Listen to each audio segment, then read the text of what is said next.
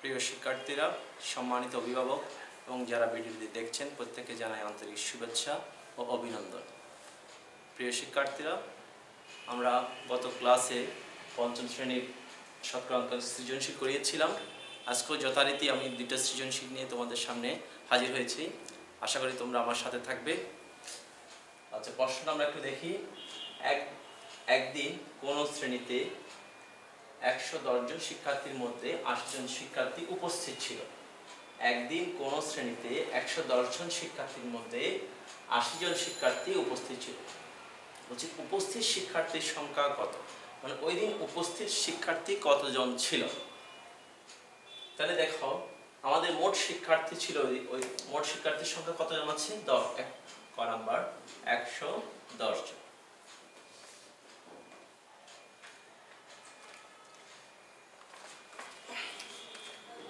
মোট শিক্ষার্থী দেওয়া আছে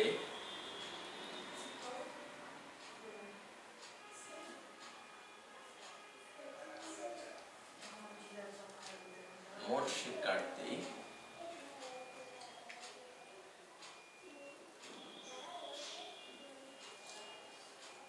110 জন। তাহলে উপস্থিত আমাদের কত ছিল? 80% শিক্ষার্থী উপস্থিত ছিল। তাহলে 80%-এর মধ্যে আমাদের উপস্থিত শিক্ষার্থীর সংখ্যা কতজন? সুতরাং উপস্থিত শিক্ষার্থীর সংখ্যা, উপস্থিত শিক্ষার্থী সবসময় পার্সেন্টেজ বের করতে হয়। যতজন ছিল 100 জনের মধ্যে, 110 জন শিক্ষার্থীর মধ্যে 10 জন এর 80% মানে হচ্ছে কি 100 ভাগে 80, এত জন। তাহলে কি হচ্ছে দেখো, 0 0 কাটলাম, এখানে 0-এর সাথে 0 কাটলাম, এখানে 11 আর 8 গুণ করলে কত হয়? 8 11 কত হয়? 88 জন। তাহলে ওই দিন শিক্ষার্থী উপস্থিত ছিল কত? উপস্থিত শিক্ষার্থীর সংখ্যা ছিল কতজন? 88 জন। সুতরাং উপস্থিত শিক্ষার্থী সমান উপস্থিত শিক্ষার্থী সমান 88 জন। খ নাম্বার কি বলছে? অনুপস্থিত শিক্ষার্থীর সংখ্যা কত? খ নাম্বারে তাহলে উপস্থিত মোট শিক্ষার্থী কতজন? 110। মোট শিক্ষার্থী 110 জন। উপস্থিত ছিল কতজন? উপস্থিত শিক্ষার্থী, উপস্থিত শিক্ষার্থী সমান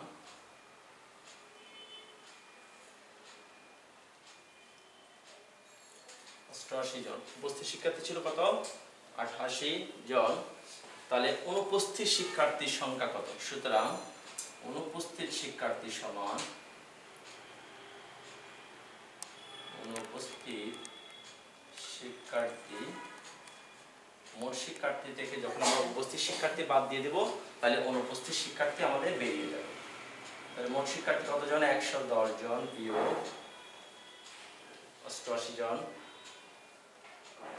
বিয়োগ করলে কত হবে? 0 থেকে 8 বিয়োগ যায় না, তাহলে 1 নিলে কত হয়? 10। 10 থেকে 8 বিয়োগ করলে কত হয়? 2। এখানে 1 দিয়ে দিছি, আর কত আছে? এখানে আছে 0। তাহলে 1 আর 0 কত? 10। 10 থেকে 8 বিয়োগ করলে কত জন হবে? 2 সমান 22 জন। সুতরাং অনুপস্থিত শিক্ষার্থী সমান অনুপস্থিত শিক্ষার্থী সমান 22 জন। নাম্বার কি বলছে দেখো, উপস্থিত শিক্ষার্থী, উপস্থিত কয়জন পাইলাম আমরা? 88 জন। উপস্থিত শিক্ষার্থীর 25% ছাত্রী হলে কতজন ছাত্রী ছিল? নাম্বার উপস্থিত শিক্ষার্থী কতজন ছিল? উপস্থিত শিক্ষার্থী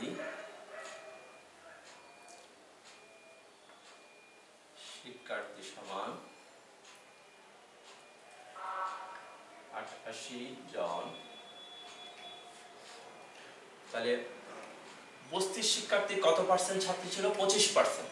তাহলে ছাত্রী সংখ্যা সমান ছাত্রী উপস্থিত ছিল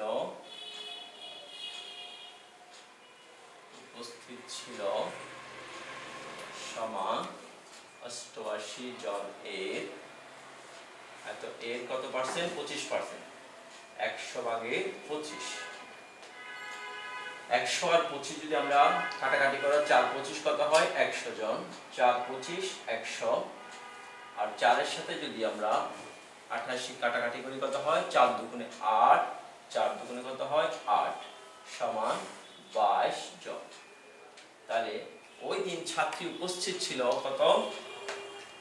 সুতরাং উপস্থিত শিক্ষার্থী 25% ছাত্রী হলে কতজন ছাত্রী উপস্থিত ছিল? সুতরাং ছাত্রী উপস্থিত ছিল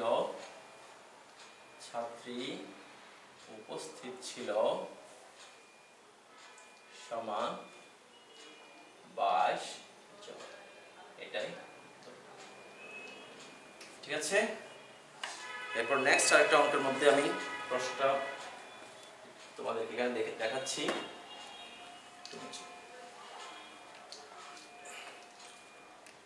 এক ব্যক্তি ব্যাংক থেকে 4 বছরের জন্য 7% হারে 8,000 টাকা ঋণ নিলেন। এক ব্যক্তি ব্যাংক থেকে 4 বছরের জন্য 7% হারে, মানে 100 টাকার 1 বছরের সুদ কত টাকা? 60 টাকা, 8,000 টাকা ঋণ নিলেন। 1 বছর পর তাকে কত টাকা মুনাফা দিতে হবে? আবার বলছি 1 বছর পর, তাহলে তিনি মুনাফার হার কত? 7%, মানে 100 টাকার 1 বছরের সুদ যদি 60 টাকা হয়, তাহলে 8,000 টাকার 1 বছরের মুনাফা কত হবে? বলছে কি ক নাম্বারে 1 বছরে তাকে কত টাকা মুনাফা দিতে হবে। তাহলে আমাদের আসল টাকা কত টাকা? 8,000 টাকা।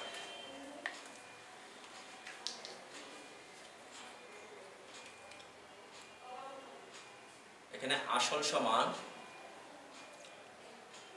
আসল কত? 8,000 টাকা। মুনাফার হার কত? 7%।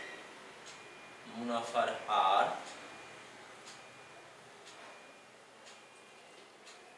7%। তাহলে কি বলছে? মুনাফার হার যদি 7% হয়, আমরা কি লিখতে পারি? 100 টাকার 1 বছরের মুনাফা, 1 বছরের মুনাফা সমান 7 টাকা। তাহলে 1 টাকার 1 বছরের মুনাফা কম হবে, কম হলে কি হয়? ভাগ 100 ভাগের 7 টাকা। তাহলে 8,000 টাকা। সুতরাং 8,000, যেহেতু আমাদের বলছে কি 1 বছরে কত টাকা তাকে মুনাফা দিতে হবে, তাহলে 8,000 টাকার 1 বছরের মুনাফা সমান 7 গুণ 8,000 ভাগ 100।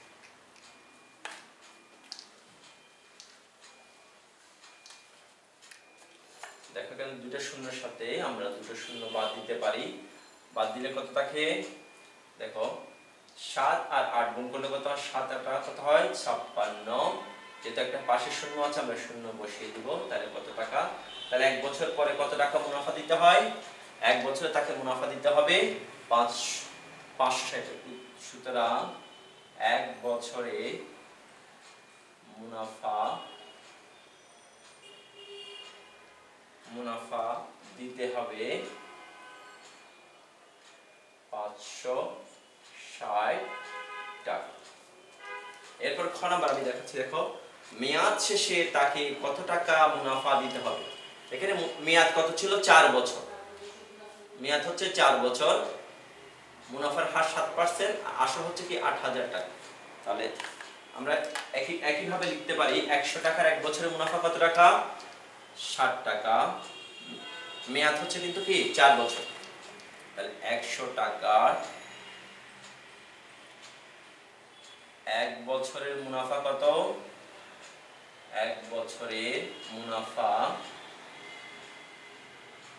7 টাকা। তাহলে 1 টাকার 1 বছরের মুনাফা কত? কম একইভাবে 100 ভাগের 7, তাহলে 8,000 টাকা আমাদের কয় বছরের? 4 বছরের। তাহলে 8,000 টাকার 4 বছরের মুনাফা। 8,000 টাকা 4 বছরের মুনাফা যেহেতু কি বেশি 8,000 4 বছর মুনাফা কি হবে? বেশি হবে। বেশি হলে উপরে হবে গুণ 7 গুণ 8,000 গুণ 4। একইভাবে দেখো শূন্য দুটার সাথে শূন্য দুটো বাদ দিয়ে দিলাম। আমরা কি লিখতে পারি? তার আগে অঙ্ক করেছিলাম 17 কত হয়? 56। 56 4 এর সাথে আমরা গুণ করতে পারি। 4 গুণ করলে কি হয়? 4 × 4 = 24, 4 5 হাতে আছে কত? 2, 4 5 আর 20, 20 এর দিয়ে কত হয়? 22। তাহলে কি হচ্ছে 224। সবসময় শূন্য শূন্য কিন্তু গুণ না করলে হয়, যেমন একদম শূন্য আমি কি করব? শূন্যটা বসিয়ে দিলাম। তাহলে কি হয়? 2240 টাকা। তাহলে মেয়াদ শেষে তাকে কত টাকা মুনাফা দিতে হবে? 2240 টাকা। সুতরাং মেয়াদ শেষে মুনাফা দিতে হবে কি? মেয়াদ শেষে মুনাফা দিতে হবে, মুনাফা দিতে হবে সমান 2240 টাকা। এখন ঘ নম্বরে কি বলছে? তাহলে মেয়াদ শেষে তাকে কত মুনাফা দিতে হয়? 2240 টাকা। কেমন? মেয়াদ শেষে মুনাফা আসলে কত টাকা পরিশোধ করতে হবে? মেয়াদ শেষে মুনাফা আসল কত টাকা ছিল? 8,000 টাকা। তাহলে আমরা মুনাফা কত পাইলাম? 2240 টাকা। তাহলে মুনাফা আসলে কত পরিশোধ করতে হবে? এখানে আসল কত আমরা লিখতে হবে গ নম্বরে। আসল 8,000 টাকা। মুনাফা কত পাইলাম? মেয়াদ শেষে মুনাফা মোট মুনাফা লিখতে পারি। মোট মুনাফা 2240 টাকা। তাহলে মুনাফা আসলে কত পরিশোধ করতে? সুতরাং মুনাফা আসল সমান কি? মুনাফা যোগ আসল। আসলের সাথে মুনাফা যোগ করলে কি বের হয়? মুনাফা আসল। মুনাফা আসল সমান আসল যোগ মুনাফা। আসল কত? 8,000 যোগ মুনাফা কত? 2240 টাকা। তাহলে 8,000 এর সাথে যদি আমরা 2240 যোগ করি কি হবে? শূন্যের সাথে শূন্য যোগ করলে শূন্য হয়, শূন্যের সাথে 4 যোগ করলে কত হয়? 4 হয়, শূন্যের সাথে 2 যোগ করলে কত হবে? 2, 8 আর 2 যোগ করলে কত হয়? 10 টাকা। বলছে কি মেয়াদ শেষে মুনাফা আসলে কত পরিশোধ করতে হবে? তাহলে আমরা কি লিখব? মেয়াদ শেষে মুনাফা আসলে পরিশোধ করতে হবে কত? সুতরাং মেয়াদ শেষে মুনাফা আসলে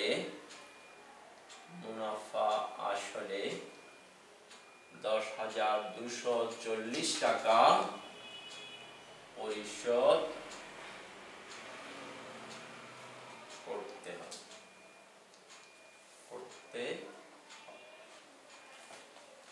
আশা করি তোমরা বুঝতে পেরেছো। এভাবে তোমরা আমি যে আজকে অঙ্ক দুটো করাইলাম, এই দুটো অঙ্ক তোমরা প্র্যাকটিস করবে। বাসার মধ্যে অবশ্যই প্র্যাকটিস করতে হবে। আর বাকি অঙ্কগুলো তোমরা কিন্তু বাসার মধ্যে প্র্যাকটিস করবে। বেশি বেশি অঙ্ক জিনিসটা হচ্ছে কি প্র্যাকটিসের উপর নির্ভর করে। যত তুমি প্র্যাকটিস করবে তত বেশি তুমি অঙ্ক পারবা। আশা করি তোমরা পড়ালেখার মধ্যে থাকবে, প্র্যাকটিসের মধ্যে থাকবে। আল্লাহ হাফেজ।